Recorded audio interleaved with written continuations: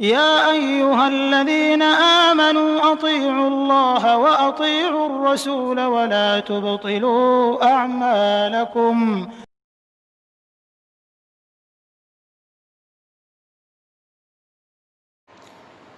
السلام علیکم ورحمۃ اللہ وبرکاتہ۔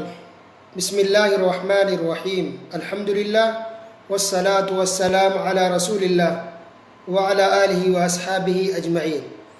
محترم سامعین کرام، آج بروز اتوار 18 محرم الحرام 1442 ہجری مطابق 6 سپٹمبر 2020 ہے۔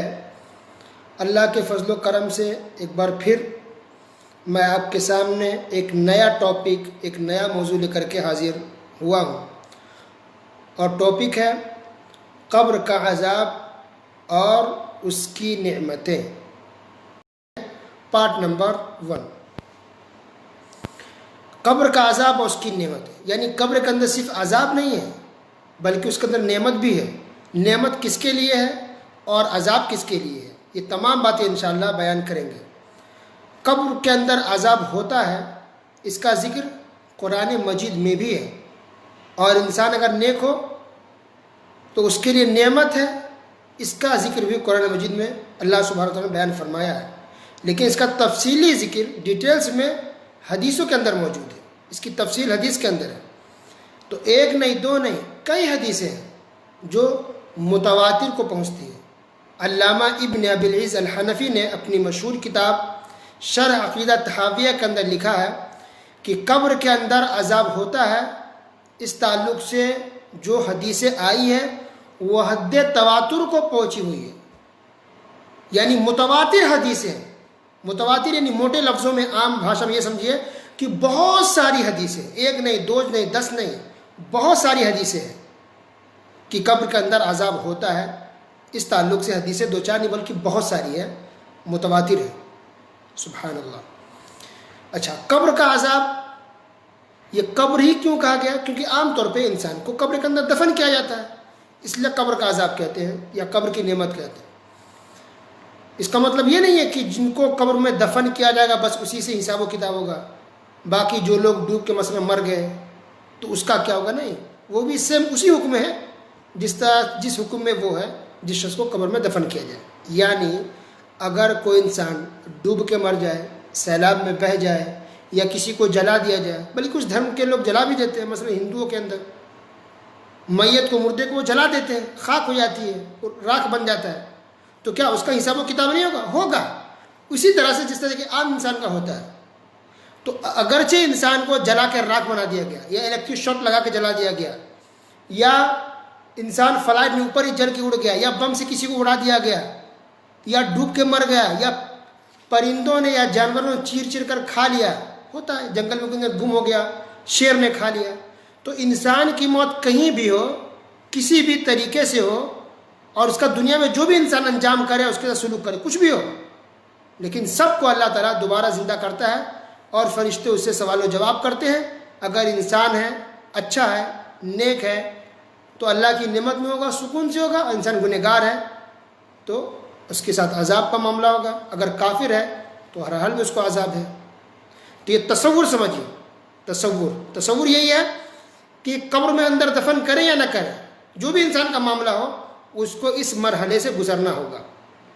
تو اصل میں اس زندگی کو برزخ کی زندگی کہتے ہیں، برزخ، بارہ زاخہ، برزخ، یعنی ہم ابھی دنیا میں اس کو دنیا کی زندگی، اور ایک آخرت آنے والی، یعنی قیامت آئے گی، قیامت قائم ہونا ہے، پھر جنت اور جہنم کا فیصلہ ہوگا، جنتی جنت میں جائیں گے اور جہنمی جہنم میں جائیں گے، تو آخرت ہو گئی وہ، اور ابھی دنیا ہے۔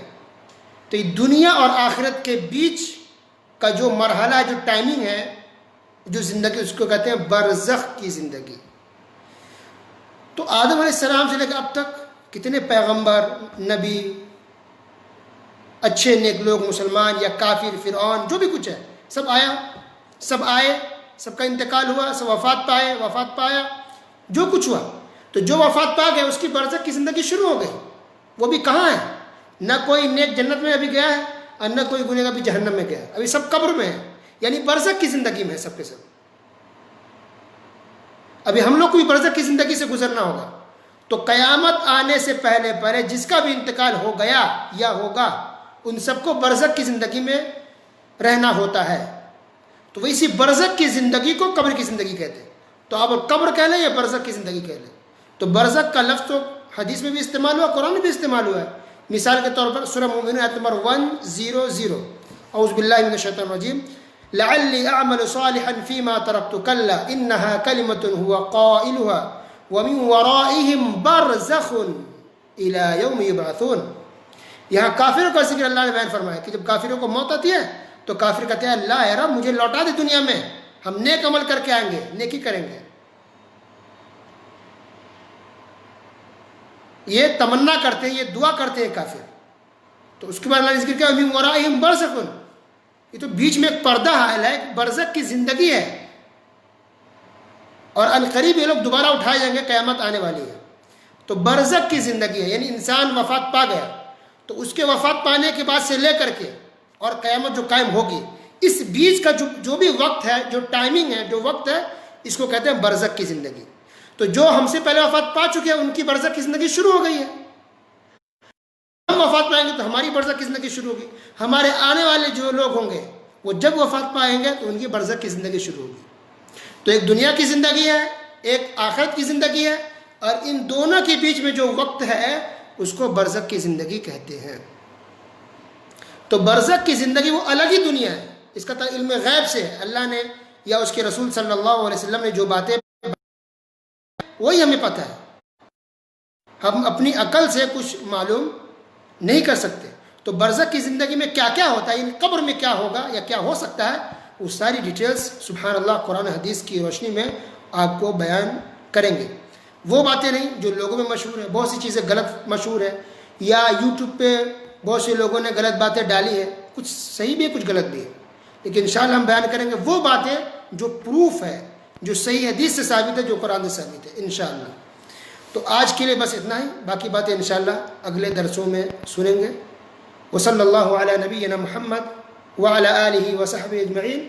वस्सलामु अलैकुम व रहमतुल्लाहि व बरकातुहू।